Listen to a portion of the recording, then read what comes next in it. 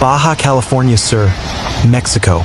What began as a swirling mass of tropical moisture off the Pacific coast rapidly evolved into a full-blown humanitarian crisis. Hurricane Lorena, a Category 1 storm at its peak, battered the Baja California Sur Peninsula with torrential rains, fierce winds, and life-threatening floods, leaving behind a trail of destruction, displacement, and uncertainty. Lorena formed on September 3, 2025, intensifying swiftly into a hurricane as it tracked northwestward along the Pacific coast. By the morning of September 4th, it was located approximately 105 miles west-southwest of Cabo San Lazaro, with sustained winds of 80 miles per hour. Though forecasts predicted rapid weakening, the storm's moisture plume extended far beyond its core, saturating the atmosphere over northwestern Mexico.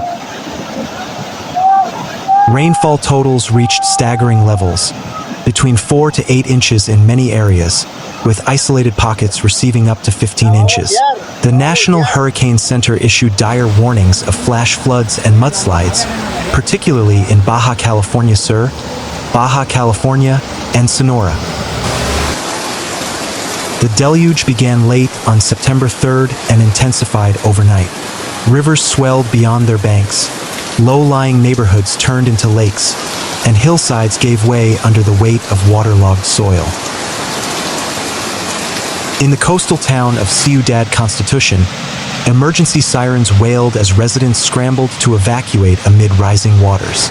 Streets became rivers, homes were submerged, and vehicles floated like driftwood. In La Paz, the state capital, the Malecón waterfront was swallowed by waves and runoff.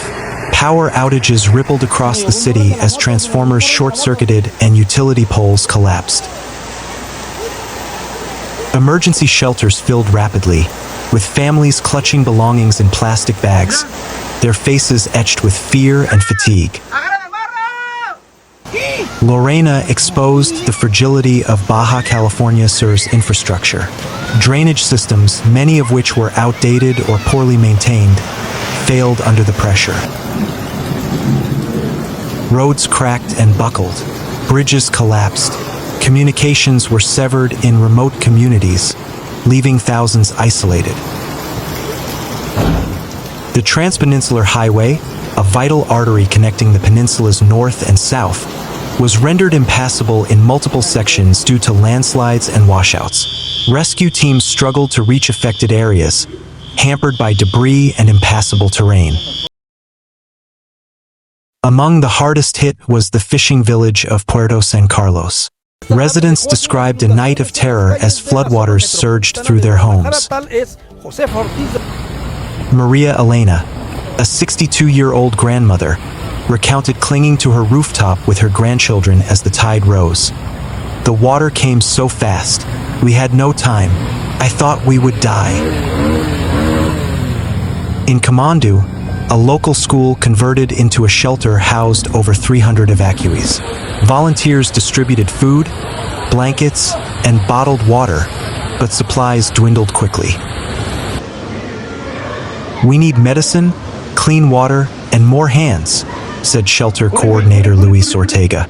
This is beyond anything we've prepared for. Mexico's federal and state authorities mobilized swiftly. The Secretariat of National Defense deployed troops for search and rescue operations. Helicopters airlifted stranded residents from rooftops and isolated enclaves. The Mexican Red Cross dispatched mobile clinics and water purification units. President Andrés Manuel López Obrador addressed the nation, pledging federal aid and reconstruction funds. We will rebuild, but first we must save lives, he said in a televised statement. Experts argue that Lorena's impact was magnified by systemic vulnerabilities. Baja California Sur's rapid urban expansion has outpaced infrastructure development. Informal settlements in flood-prone zones lack basic protections. Climate change has intensified storm behavior, making rainfall events more extreme and unpredictable. Dr. Alejandra Ruiz, a climate scientist at UNAM, warned, "Lorena is not an anomaly. It's a preview. Warmer oceans fuel stronger storms. Without resilient planning, we will see more disasters like this." The economic toll is expected to be severe. Baja California Sur's economy relies heavily on tourism and fishing, both sectors devastated by the storm. Beaches were eroded, resorts flooded, and ports damaged. The iconic Cabo San Lucas Marina was littered with debris and sunken vessels. Fishing fleets lost boats and gear. "We've lost our livelihood," said Jorge Martinez, a fisherman from Loreto. "No boats, no catch, no income." As the waters recede, the true scale of Lorena's destruction is becoming clear. Preliminary estimates suggest damages exceeding $500 million. Rebuilding will take months, if not years. But beyond reconstruction lies a deeper challenge: rethinking resilience. Urban planners, engineers, and policymakers are calling for a paradigm shift, one that integrates climate adaptation, community engagement, and sustainable development. "We must build not just back, but better," said architect and disaster resilience expert Camila Torres. Despite the devastation, stories of courage and solidarity abound. Volunteers formed human chains to rescue neighbors. Local radio stations broadcast emergency updates around the clock. Children helped distribute food in shelters. In Todos Santos, a group of artists painted murals on flood-damaged walls, depicting hope rising from the storm. "Art heals," said muralist Diego Luna. "It reminds us that even in darkness, there is light." Meanwhile, at noon on Wednesday, September 3, 2025, in San Cristóbal de las Casas, Chiapas, strong winds were reported across much of the city. Hours later, the state's Civil Protection Coordination confirmed the formation of 2 tornadoes, which caused damage to structures and the downing of some trees. Through the verified account of the Chiapas Civil Protection Coordination on the social network X, authorities confirmed the formation and passage of 2 tornadoes in the region. Preliminary damage to the metal roofs of homes and structures located on the streets was reported. The formation of 2 tornadoes has been reported in San Cristóbal de las Casas, with preliminary damage to sheet metal roofs. The state civil protection system has activated response protocols to safeguard the population, reads the publication of the state's Civil Protection Agency. On the other hand, they reported that the Civil Protection Coordination is in the area to provide assistance to the population affected by the tornadoes. Despite this, they recommended extreme caution.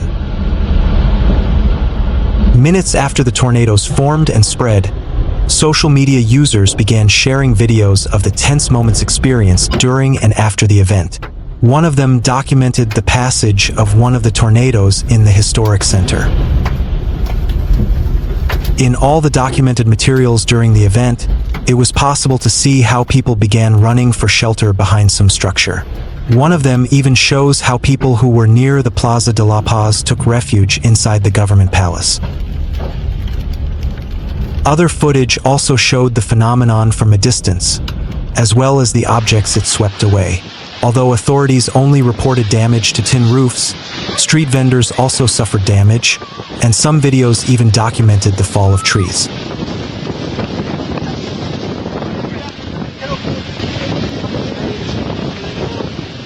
Hurricane Kiko, along with Hurricane Lorena, continues to spin in the Pacific Ocean. Kiko has strengthened into a major storm as it barrels toward Hawaii. It's not yet clear exactly what impact Kiko could have on the Hawaiian Islands, but forecasters said precipitation is expected to increase as the hurricane nears. There's a chance for heavy rainfall, flash flooding, and increasingly dangerous surf conditions, according to the National Weather Service. Hurricane Kiko could pass near Hawaii or make a direct hit to land, according to AccuWeather meteorologists. People across Hawaii should be prepared for several inches of rain and gusty winds from Kiko next week, said Alex De Silva, AccuWeather lead hurricane expert. There is a possible scenario that Kiko could bring strong winds and little rain, which could increase the risk of wildfires. As of 5 a.m. Eastern Time on September 4th, the National Hurricane Center said Kiko is located about 1,720 miles east-southeast of Honolulu, with maximum sustained winds near 145 miles per hour with higher gusts, making it a Category 4 hurricane on the Saffir-Simpson hurricane wind scale. Forecasters said little change in strength is forecast for Kiko during the next day or so, followed by gradual weakening beginning Friday, September 5th through the weekend. The NHC said Kiko is moving toward the west at around 8 miles per hour, and this general motion is expected to continue through Thursday night, September 4th. A turn toward the west-northwest is expected on September 5th with a gradual increase in forward speed expected over the weekend as Kiko approaches the Hawaiian Islands from the east. There are currently no watches or warnings in effect stemming from Kiko, according to the Hurricane Center. However, AccuWeather reports impacts to Hawaii are expected to begin by the middle of next week. Residents and visitors to the islands should expect flooding downpours that may lead to mudslides and gusty winds that cause power outages and strong surf. The storm is expected to lose wind intensity over the weekend. If Kiko continues advancing toward Hawaii, it could bring some wind and rain impacts to the islands next week, De Silva said. Lorena, meanwhile, is expected to quickly weaken beginning Thursday, September 4th, but not before dumping several inches of rain across portions of the Baja California Sur, far southeast Baja California, and southwestern Sonora in Mexico, in addition to portions of Arizona and New Mexico through Saturday, September 6th, according to the Hurricane Center. In the Atlantic, the Hurricane Center is keeping tabs on a tropical wave located over the eastern tropical Atlantic, several hundred miles west-southwest of the Cabo Verde Islands. Forecasters said the showers and thunderstorms associated with this wave have started to consolidate and become slightly better organized, and that environmental conditions are conducive for gradual development of the system during the next several days. A tropical depression is likely to form late this week or this weekend, forecasters said in a September 4th advisory. The Hurricane Center said the system is likely to move faster toward the west or west-northwest afterwards and reach the waters east of the Lesser Antilles by the middle of next week, with forecasters giving the system an 80% chance of formation through the next 7 days.